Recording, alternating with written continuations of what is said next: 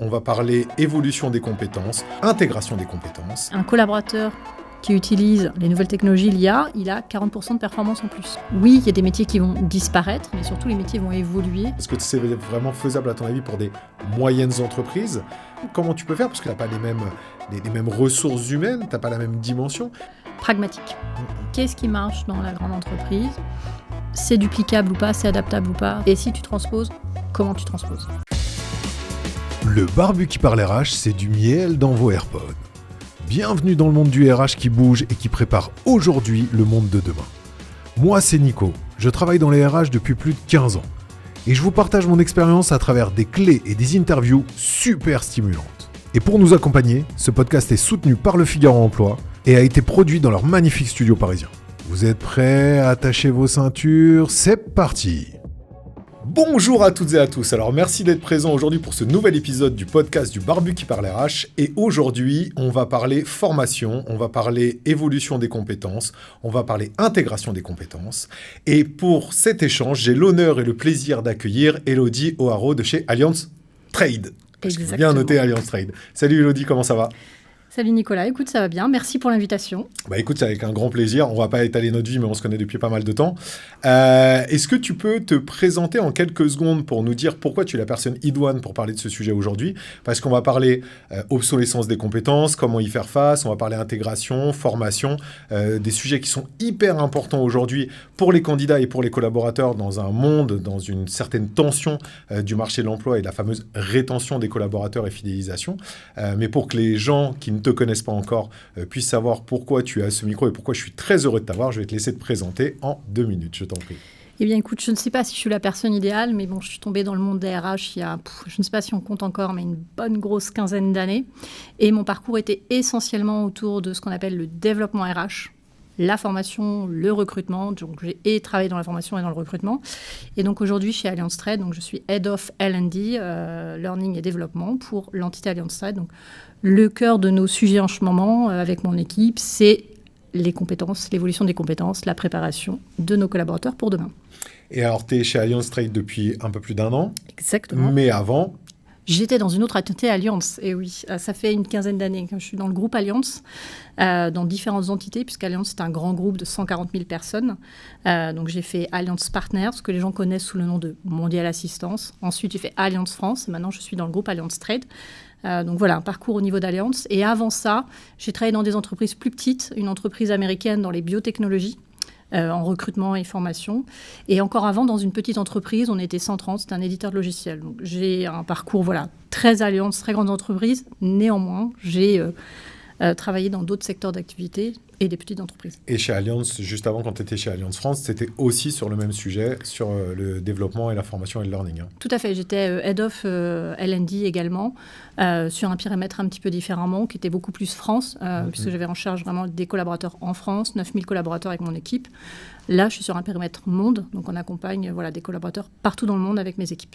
Alors, pour que les gens qui nous écoutent le sachent un petit peu avant, on va bien évidemment parler en général d'obsolescence des compétences, d'intégration, de formation, mais on va déporter de sujets on ne va pas rester essentiellement sur les problématiques de grands groupes, parce qu'aujourd'hui, la formation, le développement, le learning, ce qu'on appelle le strategic workforce planning, vraiment tout ce qui concerne la GE2P, tout ce qui concerne l'évolution, le développement des compétences des collaborateurs en entreprise, c'est un sujet qui touche tout le monde au final. C'est un sujet qui ne touche pas que les grandes entreprises, ça touche aussi les petites, et c'est important pour tous de pouvoir faire cette projection, pas uniquement sur une échelle grosse boîte, mais aussi sur une échelle un petit peu petite boîte.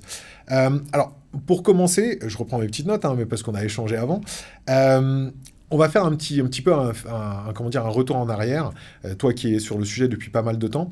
Est-ce que tu peux nous dire comment tu as vu, comment tu vois l'évolution de la formation en entreprise ces dernières années ? Parce que c'est quelque chose qui a beaucoup bougé. C'est quelque chose qui a beaucoup bougé non seulement dans la conception que les gens s'en font, non seulement dans, on va dire, l'attention qu'on a portée sur le sujet. Alors, il est bien évident que les grands groupes ont une attention sur ce sujet-là depuis pas mal de temps, mais en général, il y a une certaine attention qui s'est portée sur ce sujet, même pour les plus petites entreprises.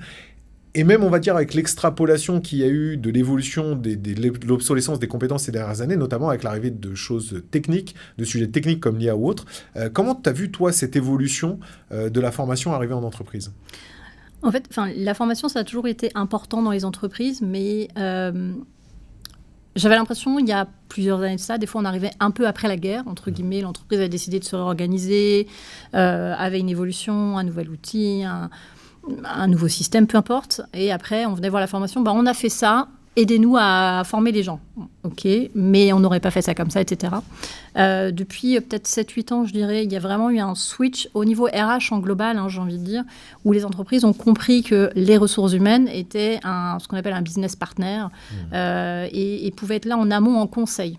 Et moi, j'ai vu ça avec mes équipes formation, qu'on était beaucoup plus tenus à informer en amont de la réflexion des métiers, à se dire, je vais réorganiser, mon métier évolue, je vais aller vers ci, vers ça. Donc, plutôt que de venir nous chercher juste en mode réaction, ils viennent plus nous chercher en mode conseil. Donc, on a vraiment cette nouvelle posture RH qui est vraiment le business partner qui va conseiller la direction, les managers, les CEO quand on est sur des niveaux plus ou moins élevés. Mais à toutes les strates de la RH, on voit vraiment cette proximité de plus en plus forte de la RH et du métier, où la RH n'est pas juste une fonction support, elle devient une fonction stratégique de l'entreprise, bien évidemment au service du business, du résultat de l'entreprise, mais vraiment en apport de conseils.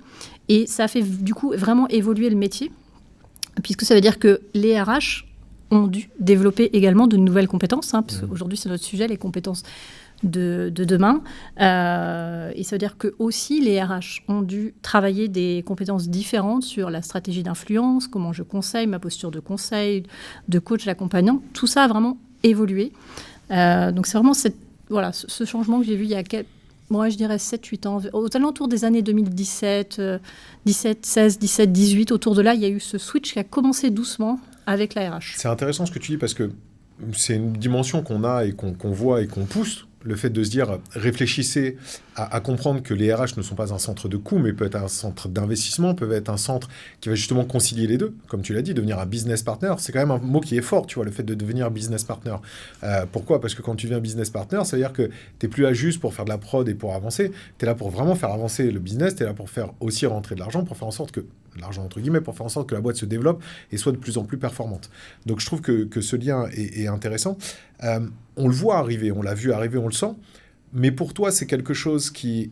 Et tu vas comprendre ma question. Pour toi, est-ce que c'est quelque chose qui est issu, descendu de la part des chefs d'entreprise, des CEO, qui ont fait descendre en fait cette information, cette idée, ce nouveau modèle à leur RH, ou est-ce que c'est plus venu en fait du côté RH au global, qui ont senti et qui ont essayé d'apporter cette pierre supplémentaire à l'édifice pour le développement de la boîte ? Pourquoi je te pose ça comme question ? Parce qu'en fait, le changement de dimension, il va aussi interférer dans la taille de l'entreprise. Parce que si jamais c'est plus descendant, en fait, ça vient plus des chefs d'entreprise, mais je pense que les petites boîtes ont un peu plus de mal justement à se mettre dessus parce que les chefs d'entreprise sont pris par d'autres choses. Si c'est quelque chose qui est plus montant, ça veut dire que les RH ont aujourd'hui un peu plus en main l'idée de vouloir proposer quelque chose qui soit plus collaboratif entre le business et le développement des compétences et du learning et donc du coup des forces vives. Ce que j'ai pu observer à mon niveau, après, c'est ce que j'ai pu observer.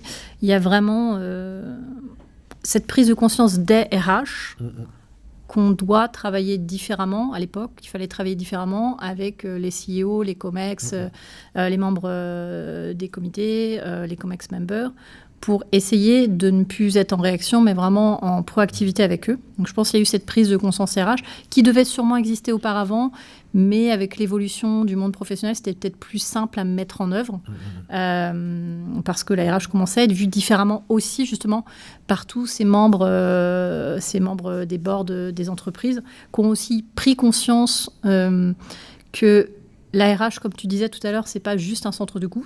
Ça l'est in fine, si on prend un financier, ça reste un centre de coût, mais un centre de coût dans lequel on peut investir, on peut avoir un retour sur investissement. Donc, j'ai envie de dire, en tout cas, de ce que moi j'ai constaté dans les échanges que j'ai pu avoir avec mes pairs à l'époque, que j'ai pu constater dans mon entreprise, finalement, il y a eu les deux qui ont fait un peu un chemin vers l'autre, et c'est comme ça que du coup, la mayonnaise prend au final. Très cool. Ça, c'est le côté état d'esprit. Donc, on voit que ça bouge. Donc, c'est bien, c'est ce que tu nous dis. Les RH bougent. Moi, je reste persuadé que de toute façon, il y a beaucoup de choses qui sont dans les mains des RH. Malheureusement, elles ne peuvent pas tout faire parce qu'il faut qu'ils vendent leur état d'esprit. Il faut qu'ils vendent leurs nouvelles compétences, leur nouvelle volonté à leur chef d'entreprise ou aux personnes qui sont au-dessus. Donc, il y a quand même un travail de fond à faire et elles n'ont pas tout en main. Je dis elles parce que la majeure partie des RH sont féminins.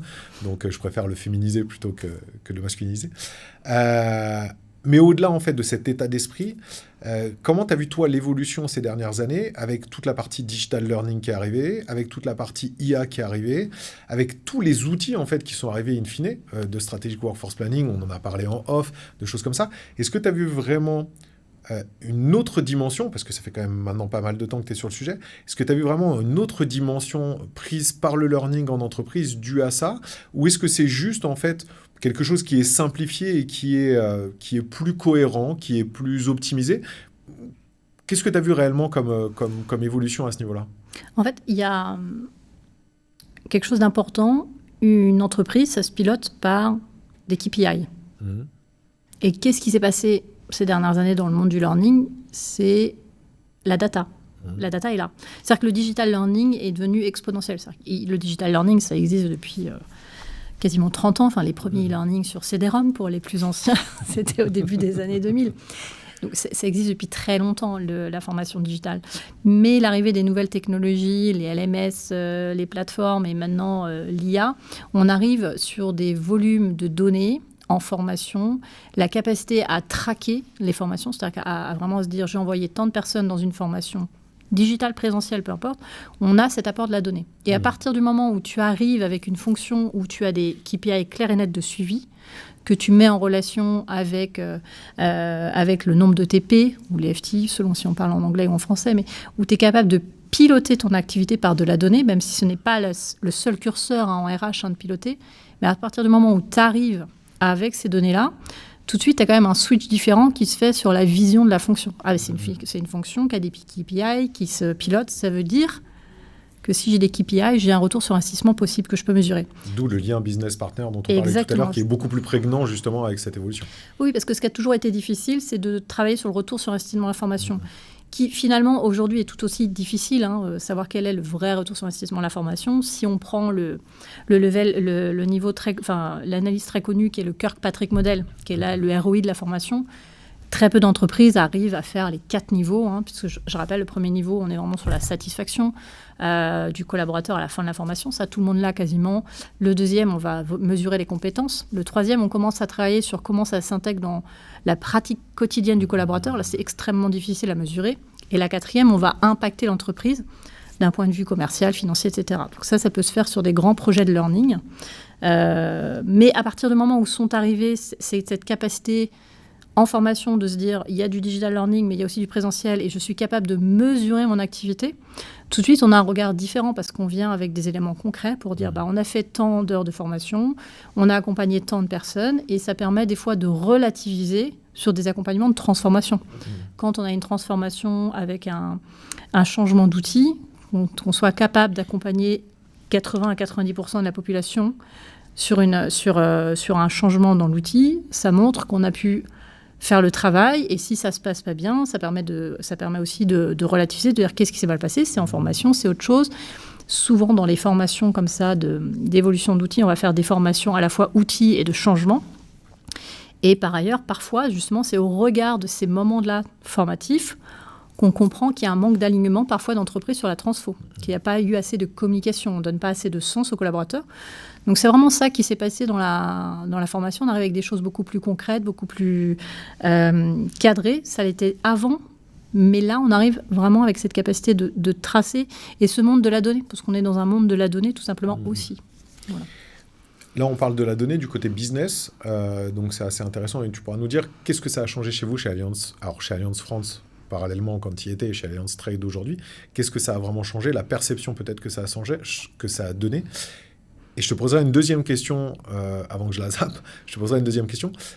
Par rapport à ces évolutions d'outils, de pertinence, de projection, comment tu perçois, là on le voit du côté business, comment tu perçois justement que ça a été perçu du côté collaborateur, cette évolution? Est-ce qu'ils ont perçu une évolution? Est-ce qu'ils se sont dit c'est plus intéressant pour nous parce qu'on s'intègre réellement du coup dans une évolution et on le voit parce qu'on a les KPI qui viennent derrière, et en plus d'un point de vue purement outil, on a des outils qui sont plus performants, qui sont plus adaptés, qui sont mieux, Quelle a été leur perception pour eux de ce côté-là? Alors, sur la première question. Ouais. Donc, d'un point de vue business, c'est assez difficile. Encore une fois, on est sur c'est quoi le retour de la formation, le retour sur investissement. Ça a quand même ramené un peu plus d'approche, essayer de rendre concret ce qu'on a fait, comment on a accompagné, monter des points d'alerte aussi sur là, attention, on a un risque ici, etc. Donc ça a pu aider, ça a pu accompagner le business pour se dire, tiens, là, tu n'es pas assez loin sur ton accompagnement de transformation, on a identifié ça, on peut peut-être aller plus loin. Donc ça ramène une compétence qu'ont les RH de vraiment conseiller les métiers, conseiller le business. Donc ça a permis d'aller plus loin là-dessus. Sur la partie collaborateur, là on est sur l'expérience collaborateur, ça a apporté quoi? On a de plus en plus d'outils digitaux, et notamment chez Allianz France et chez Allianz Trade, parce qu'on partage les mêmes outils notamment. On est rentré dans le digital learning, on est rentré dans le monde de l'adaptative learning, puisqu'on a ouvert complètement l'offre de formation. L'ambition au sein d'Allianz, c'est que chaque collaborateur passe 45 heures de temps de formation par an. En moyenne. Ce qui est plutôt pas mal. C'est 1 heure par semaine. Moyenne, c'est plutôt pas mal quand même. C'est en moyenne 1 heure par semaine à apprendre au sens large. On n'est pas sur apprendre dans une salle de formation. C'est vraiment apprendre par les pairs, du co-développement, des e-learning, etc. Ça veut dire qu'on a tout l'écosystème Allianz qui s'est développé. Et le collaborateur, qu'est-ce qu'il voit aujourd'hui? Il voit qu'il a accès à un portail de formation qui est une plateforme d'adaptive learning où il peut voir l'entièreté de l'offre qui lui est proposée. Des partages de bonnes pratiques de ses collègues, des e-learning, des formations présentielles où il peut s'inscrire. Donc, on voit que ce qui change d'un point de vue collaborateur, c'est son expérience employée. Donc, on travaille vraiment sur ce qu'on appelle la customer journey, sur l'UX, ce qu'on veut, mais sur l'expérience du collaborateur en tant qu'apprenant. Donc, ça veut dire qu'il a plusieurs canaux d'apprentissage. Et il se retrouve finalement à faire le parallèle avec ce que tu as chez toi à la maison. À la maison, quand tu as envie de faire une nouvelle recette, tu fais une recherche YouTube, tu fais une recherche sur Google, etc. En entreprise, tu as envie d'apprendre quelque chose. Chez Allianz, tu fais une recherche sur notre plateforme d'apprentissage, et puis ils peuvent trouver soit un pair qui a suivi telle ou telle formation, soit un contenu de formation qui vont l'aider à se développer. Que ce soit avec toutes les plateformes, je ne sais pas si j'ai le droit de les citer, mais les LinkedIn Learning, les Udemy &Co, comme ça j'en cite plusieurs, il n'y a pas de préférence. Ils peuvent aller chercher des contenus sur notre plateforme qui est connectée à plusieurs outils. Là, tu vois, c'est très intéressant parce que pendant que tu étais en train de parler, il y a autre chose qui m'est venu à l'esprit. Est-ce que justement, ça a apporté ce côté professionnalisation du learning, ce côté développement avec le business, donc toutes les évolutions. Est-ce que ça a amené à une évolution du système de mentorat et de tutorat au sein de l'entreprise? Parce que tu parlais justement aussi du fait d'apprendre avec ses pairs. Ça fait partie du jeu. On sait que le tutorat et le mentorat, c'est quelque chose qui est hyper important. On sait qu'on a une perte de connaissances, de compétences sur certains métiers dû justement à ce manque de transmission de compétences. C'est quelque chose qui est extrêmement important, mais qui est toujours très tendancieux en France. On n'aime pas les jeunes, on n'aime pas les vieux. Tu vois, c'est un problème, c'est la réalité. Les jeunes, ils sont trop jeunes, les vieux, ils sont trop vieux. Le problème, c'est que ça se restreint de plus en plus. C'est-à-dire que maintenant, on est jeune jusqu'à 30 ans et on commence à être vieux à partir de 45. Donc, c'est-à-dire que le truc commence à être relativement limité. Même si j'exagère un peu, c'est un peu la tendance qu'il y a aujourd'hui. Est-ce que justement, cette évolution de la professionnalisation justement du learning et des compétences a accéléré aussi ou a amélioré ou a modifié ce système de tutorat-mentorat qu'il pourrait y avoir chez vous, par exemple? Je sais pas, parce qu'en fait, on met tous, je pense toutes les entreprises, qu'on soit petites ou grandes entreprises, d'ailleurs ça marche dans les petites entreprises, on essaie de mettre en place du tutorat, du mentorat, de l'accompagnement. C'est ce qu'on appelle la formation sur poste de travail, c'est le partage d'expérience. Donc est-ce que ça a pu l'impacter ? Nous, ce qu'on a pu voir chez Allianz en général, c'est qu'on a structuré les process. C'est-à-dire qu'avant, je pense que le tutorat, le mentorat, ça se faisait un peu comme ça, de manière informelle, sur poste de travail. Ce qu'ont quand même été obligés de faire les entreprises, c'est de le structurer. Au final, un peu comme la formation. Parce que c'est ce que tu dis aussi. La formation, avant, c'était un peu, OK, on te voit en entretien annuel, qu'est-ce que tu as besoin, qu'est-ce que ton manager il pense que tu as besoin, OK, c'est cool, on te le fait. Et puis finalement, ce que tu prévois en fin d'année, le temps que tu prépares la formation et tout, ça arrive finalement au milieu d'année. Est-ce que tu en as encore besoin? Comment ça se passe? Donc, c'est un petit peu aussi le même système. Oui, ce qui est vraiment arrivé, là, il y a une structuration de c'est quoi un mentorat d'entreprise, c'est quoi un tutorat, mentorat.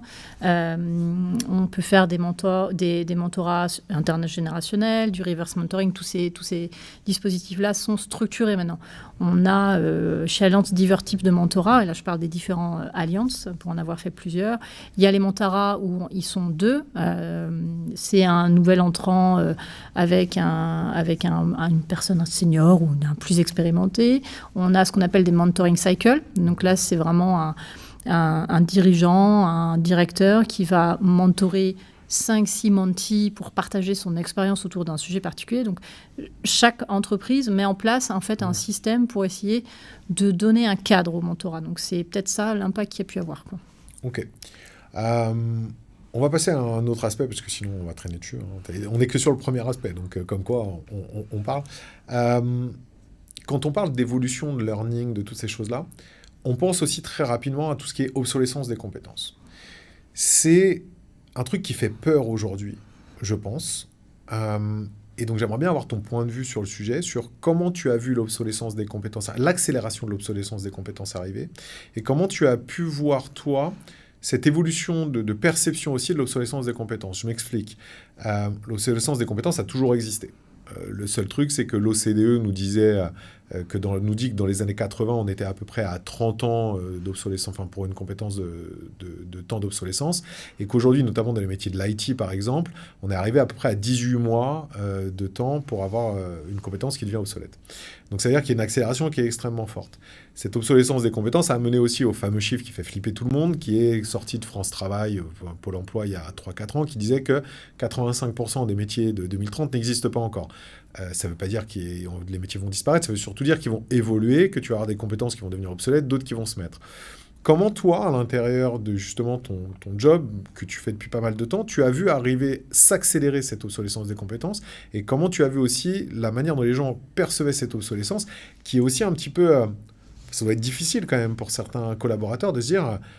voilà, j'ai quelque chose aujourd'hui qui ne sert plus à rien, quoi. Et comment je fais pour contrer ça et pour avancer sur ce sujet-là, quoi. Effectivement, comme tu dis, l'obsolescence des compétences, finalement, ça a toujours existé. La différence, c'est que là, on est sur la fameuse 4e révolution industrielle. Les révolutions précédentes, elles touchaient des automatismes, de la mécanique, des choses comme ça.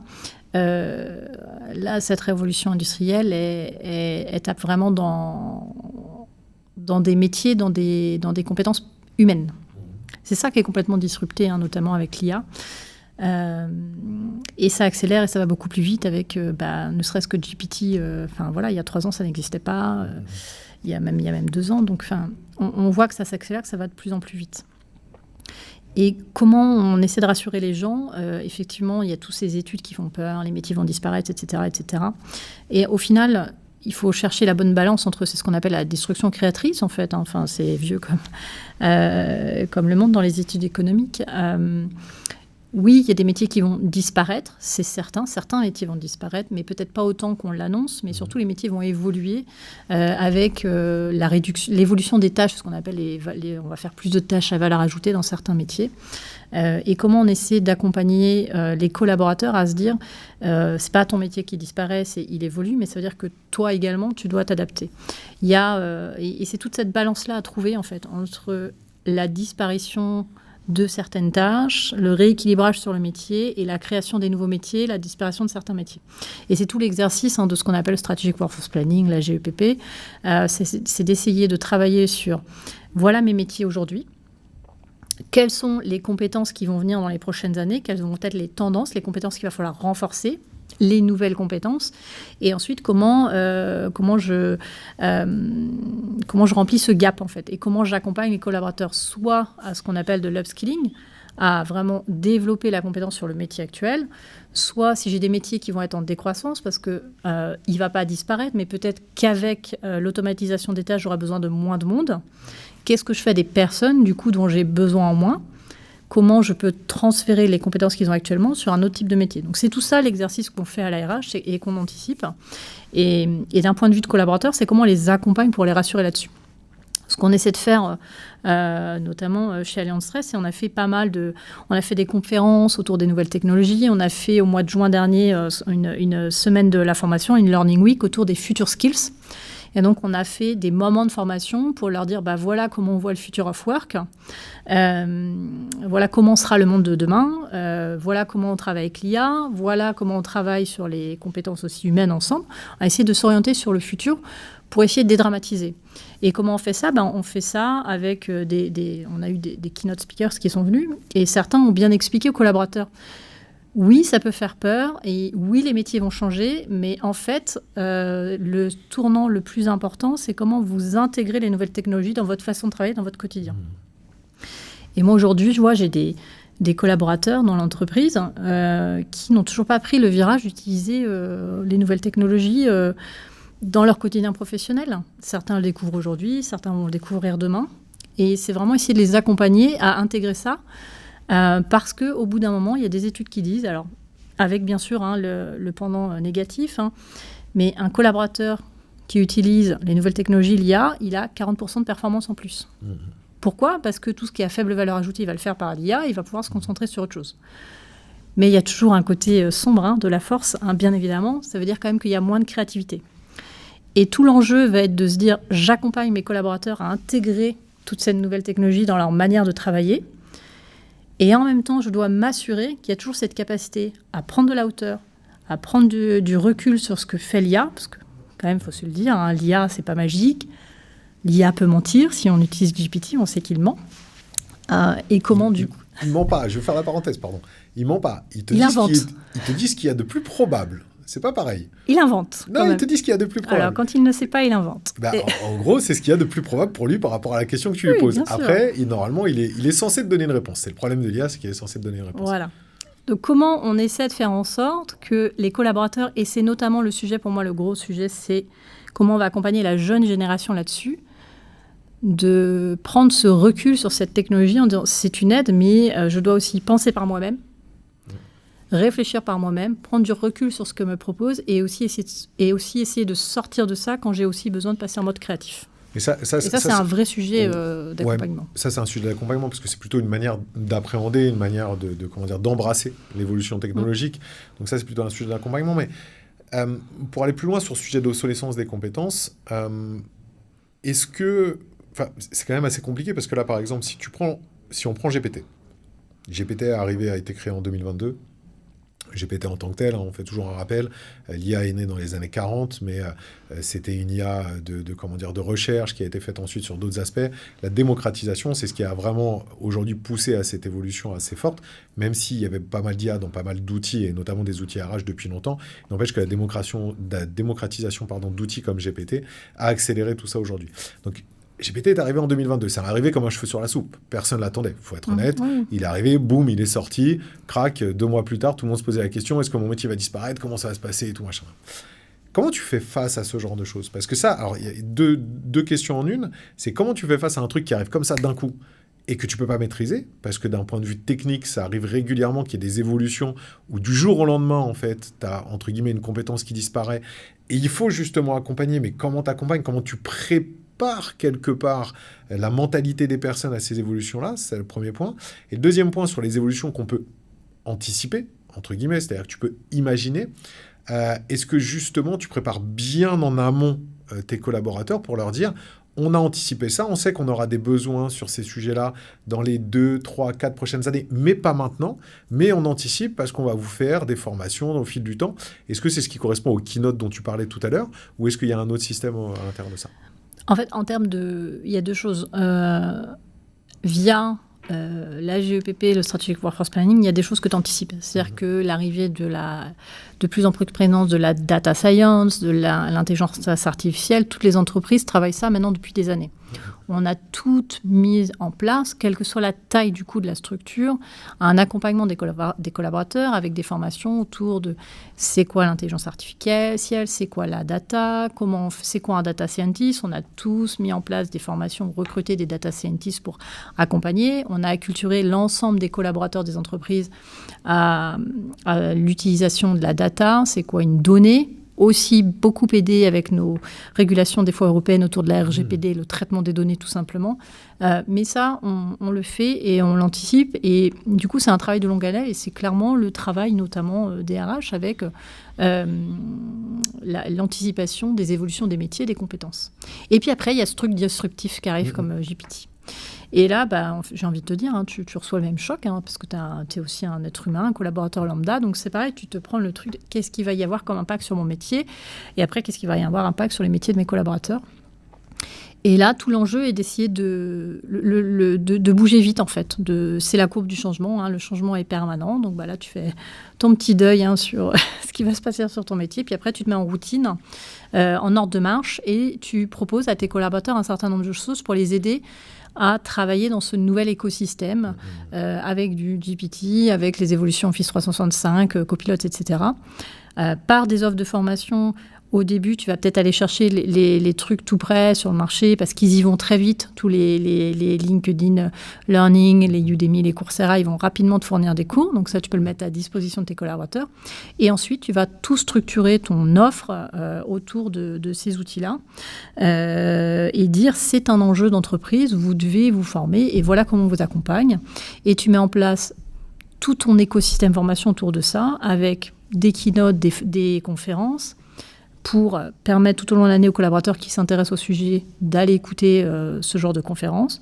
Tu mets en place des formations beaucoup plus en dur, soit en présentiel, soit en e-learning, autour de l'utilisation d'Excel, mais via Copilot, l'utilisation de comment je prompte. Tu vas mettre en place des offres de formation de prompt. Donc, c'est vraiment comment tu réadaptes ton offre de formation avec cette disruption. Ça va te prendre plus ou moins de temps en fonction de ta taille de structure, de ta vélocité d'entreprise. Des fois, la vélocité n'est pas liée à la taille de la structure. Mais tu vas te mettre en ordre de marche assez rapidement. Donc, c'est vraiment se dire... Il y a les choses où on sait anticiper que ça va venir, ce qui était le cas de la data science, ce qui était le cas du big data. Tout le monde l'a vu arriver. Tout le monde a mis en place les plans de formation qui allaient bien, quelle que soit la taille et le secteur d'activité. Et puis, il y a le truc qui arrive, qui casse tout, qui est GPT.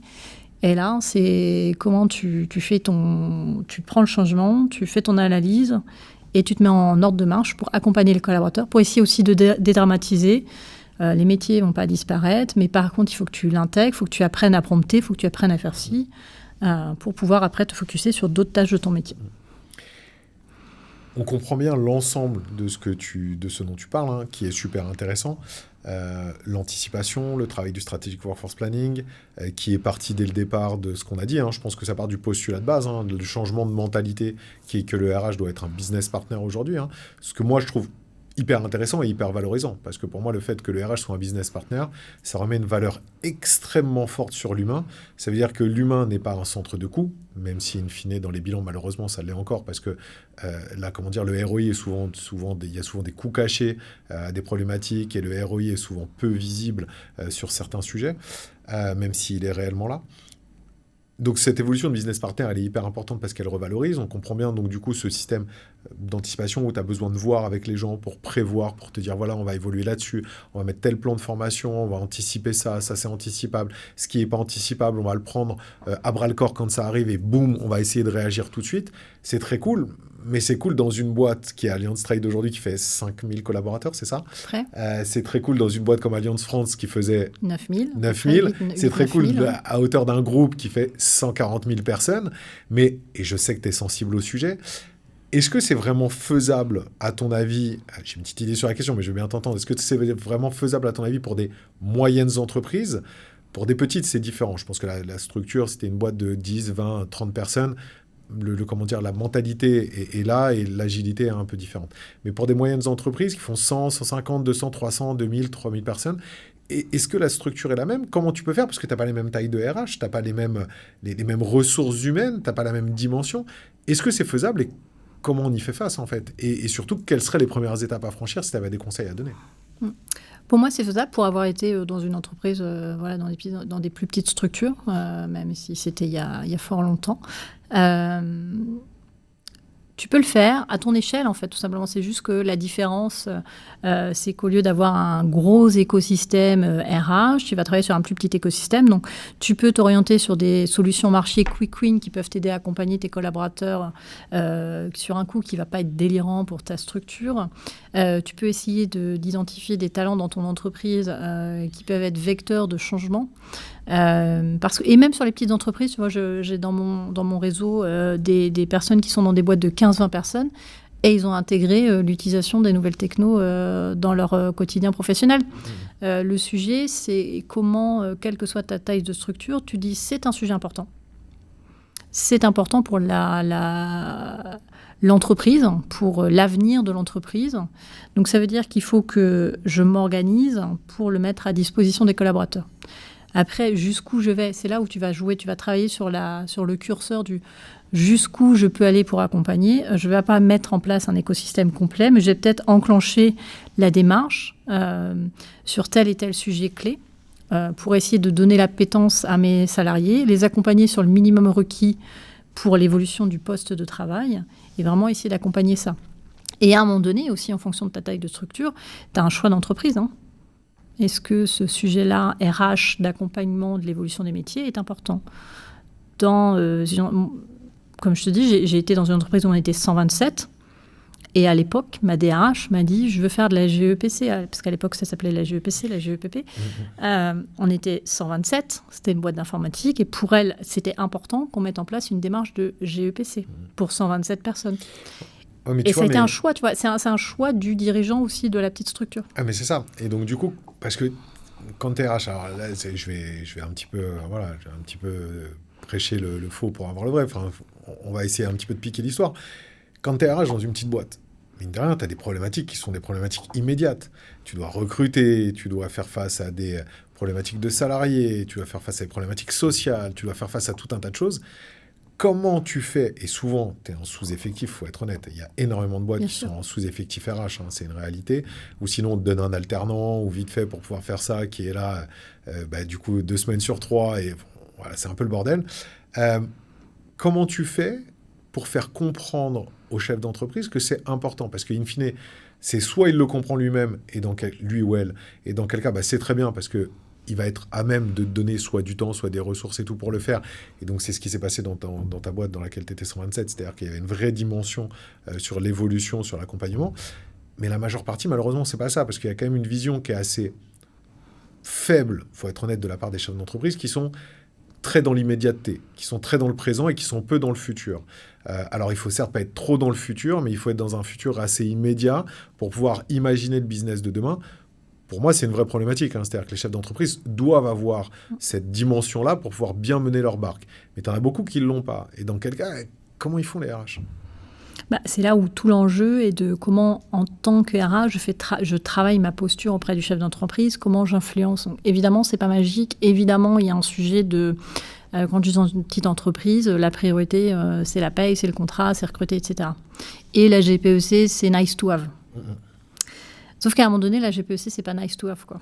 Tu prêches à convaincu. Parce que il y a des... Alors, il y a des entreprises, c'est nice to have parce que ça va... Je ne veux pas dire que ça va tourner ad vitam aeternam sur certains métiers.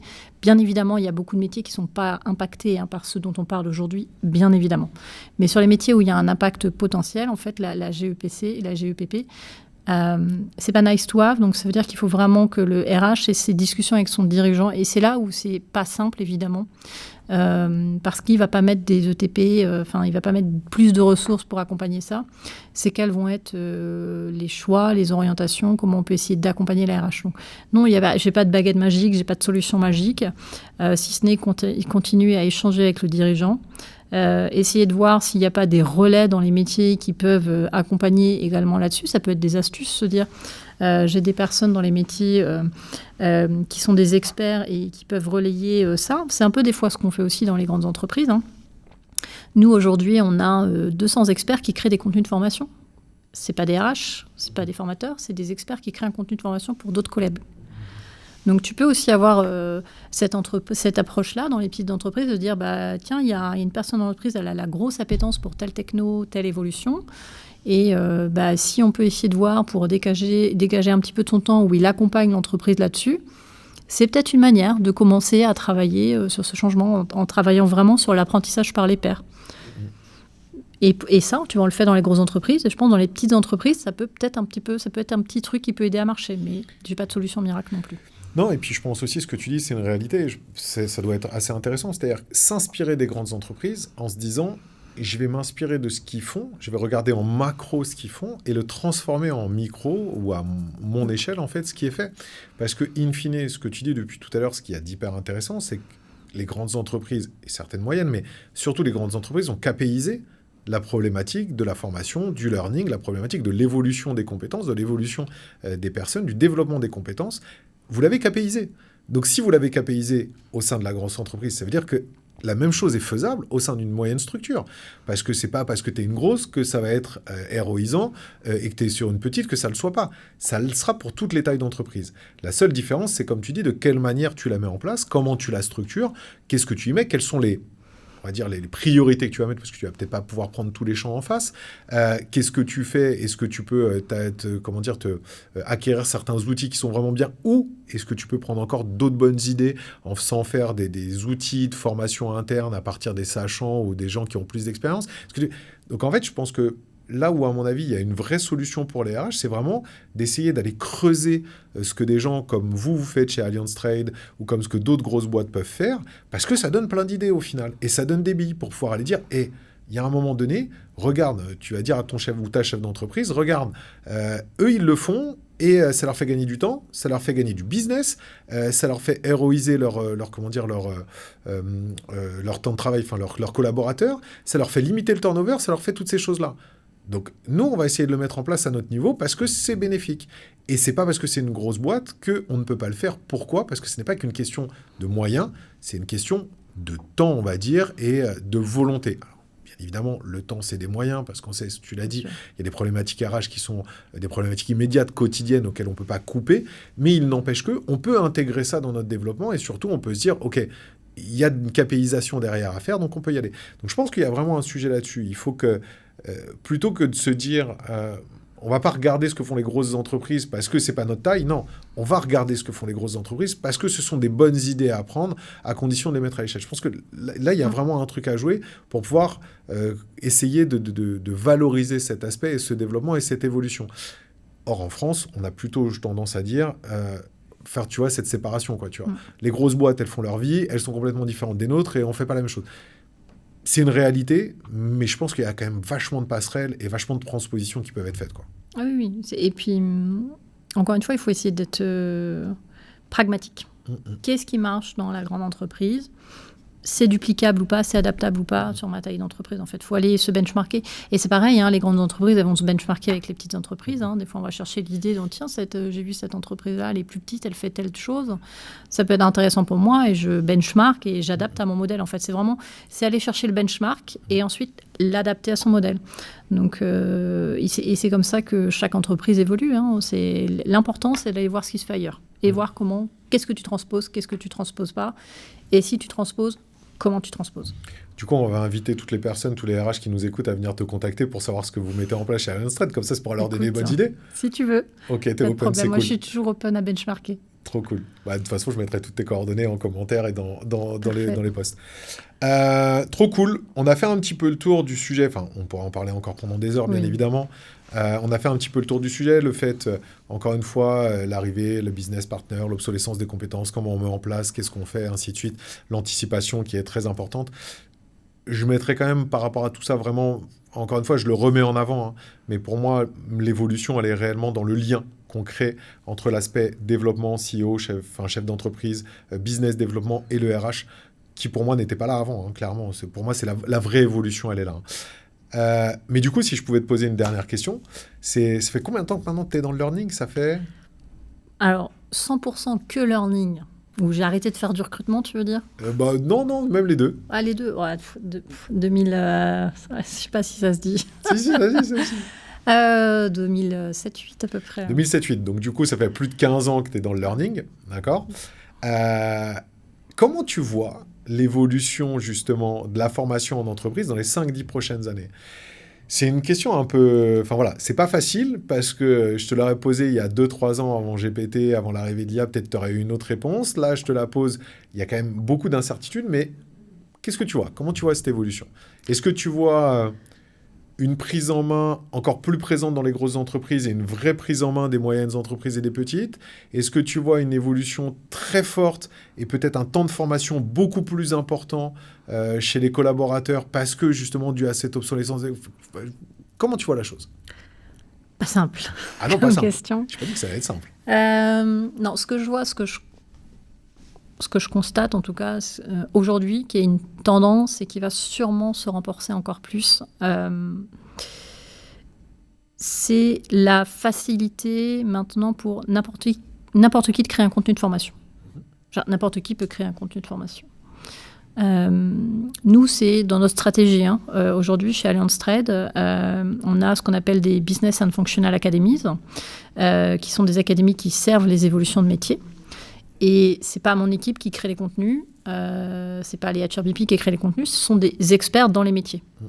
Pour faire ça, qu'est-ce qu'on fait? On les équipe d'outils de conception de formation. Et la stratégie l'année prochaine, enfin là on est en train d'acquérir ce qui va bien, c'est d'avoir un outil très simple pour eux, où ils vont pouvoir créer des contenus plus rapidement, plus impactants, avec une meilleure pédagogie. Parce qu'aujourd'hui, ce sont des experts qui créent des contenus. Donc on n'est pas encore sur le niveau de pédagogie jusqu'où on aimerait être si on était des experts pédagogiques qui créent les contenus. Mais néanmoins, on a des beaux contenus. Et donc pour moi, l'un des enjeux du futur pour les équipes formation, c'est comment j'accompagne mon écosystème entreprise, mes experts n'importe quel collaborateur pourra partager un savoir-faire, un savoir-être, parce que quand on parle de compétences, on a beaucoup parlé d'IA, nouvelles techno, mais l'obsolescence des compétences, c'est aussi tout ce qui est le soft skills, les compétences vraiment centrées sur l'humain, avec le feedback, la résolution de problèmes et tout ça, ça aussi, c'est des nouvelles compétences qui arrivent de plus en plus fort. Comment on garantira en tant qu'équipe formation l'accompagnement de l'écosystème, s'assurer de la qualité des contenus, s'assurer de la bonne diffusion, parce qu'on est quand même dans une entreprise en data, donc comment aussi je suis tous ces KPI de diffusion, donc on aura tout ce rôle-là de comment j'anime l'écosystème. Ça veut dire que le métier va quand même encore évoluer, puisqu'aujourd'hui on a encore pas mal de personnes qui font de la conception pédagogique dans les services formation. Je pense qu'il va y en avoir de moins en moins, parce qu'on voit aujourd'hui l'IA qui est intégré dans les outils de conception, ça fait un gain de temps. Là, j'ai vu une démo où on a mis 4 PDF et ça nous a créé un module e-learning. Mais du coup, donc, ça veut dire que le métier de l'ingénieur pédagogique va évoluer. Ça restera peut-être de l'ingénieur pédagogique ou le responsable formation, mais la création de contenu va se déplacer pour moi dans les métiers.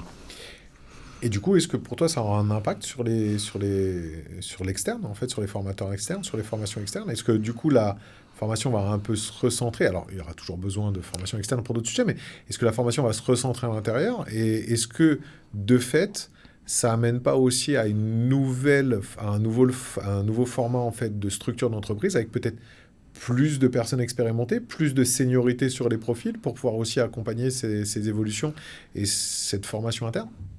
Alors, pas forcément, parce que quand je te parle de ça va être, je partage rapidement un savoir-être, un aspect technique, etc. Mais on a tous cru qu'avec le Covid, il n'y aurait plus de formation en salle. Oui. Qu'est-ce qui se passe aujourd'hui? Tout le monde veut refaire de la formation en salle. Donc, quand bien même il y a cet impact-là qui va arriver pour moi, où on aura beaucoup plus les métiers qui seront en capacité de créer des micro-learning, des micro-contenus digitaux via des vidéos générées vers l'IA, via des contenus sur smartphone, etc. Oui, les métiers vont plus créer, mais est-ce que les formateurs externes, les boîtes de formation vont disparaître? Je ne pense pas, parce qu'à un moment donné, il y a quand même l'humain qui reste présent, le besoin de mettre en pratique, d'échanger avec les pairs, parce qu'un des aspects clés des formations, du moment de formation, que ce soit en classe virtuelle ou en présentiel d'ailleurs, c'est l'échange avec les pairs, c'est le partage. Et le partage, ça, dans le digital learning, tu l'as quand même beaucoup moins. Donc, Oui, ça va évoluer. Jusqu'à quel point, je n'en sais rien. Mais en tout cas, dans l'entreprise, je vois quand même une différence sur les responsables formation, les équipes learning, qui vont devoir accompagner les business un petit peu différemment, qui, eux, seront plus créateurs de contenu que les directions formation. Et sur le monde de la formation en externe, eux aussi, de toute façon, veulent utiliser tous ces outils pour créer et proposer des contenus. Et vont se centrer peut-être sur des approches pédagogiques peut-être qui n'existent pas, des approches pédagogiques nouvelles, ou comment je fais vraiment toute cette approche du nouveau, de la nouvelle pédagogie où j'ai ce contenu digital, mais comment je crée du lien, comment je travaille la compétence différemment. Mais c'est très dur de répondre à cette question-là. Non, mais c'est très intéressant parce qu'au moins tu nous montres qu'il y a une évolution qui est à venir, donc il y a encore plein de choses à découvrir, plein de choses à voir, et en plus on n'est pas à l'abri qu'il y ait un autre élément disruptif qui arrive, donc du coup voilà. Mais ça me fait penser à un prochain sujet qu'on pourrait faire ensemble. Le format en fait des formations, la manière d'apporter en fait la formation en tant que telle sur l'évolution des compétences, ça peut être intéressant parce qu'aujourd'hui il y a plein de choses et c'est aussi quelque chose qui a évolué, comme tu l'as dit avec le Covid, il y a eu une évolution, ensuite un retour en arrière un petit peu comme tout à ce moment-là. Mais voilà, avec cette digitalisation, avec cette IA qui arrive, un petit peu les différents formats qu'on peut faire. On ne va pas extrapoler aujourd'hui parce que sinon ça serait trop long, mais ça me donne une bonne idée pour faire un prochain podcast. Merci beaucoup, Élodie. Merci, Nicolas. J'espère que ça a été. Très bien. J'espère que ça a été pour toi aussi. Ouais, c'était très cool. J'ai appris plein de choses. C'était hyper intéressant et je pense qu'on a donné, j'espère, des idées ou tout du moins une certaine dynamique, une certaine énergie à prendre pour les RH, quelle que soit la taille de l'entreprise. En tous les cas, j'espère ce qui a transpiré et ce qui vont en ressortir de cet épisode. Pour moi, je trouvais ça hyper intéressant et donc du coup, je te remercie beaucoup. Merci à toi pour l'invitation. Merci à toutes et à tous d'avoir suivi cet épisode. Merci Élodie et moi, je vous dis à très vite pour un nouvel épisode. Au revoir. Félicitations, vous avez encore écouté un épisode du Barbu jusqu'au bout. Le Barbu vous donne des clés pour décortiquer le monde du RH d'aujourd'hui et de demain. C'est gratuit et surtout, c'est fait avec le cœur. Le meilleur moyen de nous aider ? Vous avez juste à mettre un avis 5 étoiles sur votre plateforme d'écoute préférée. Je compte sur vous et à très vite. Merci encore au Figaro Emploi de soutenir le podcast du Barbu qui parle RH.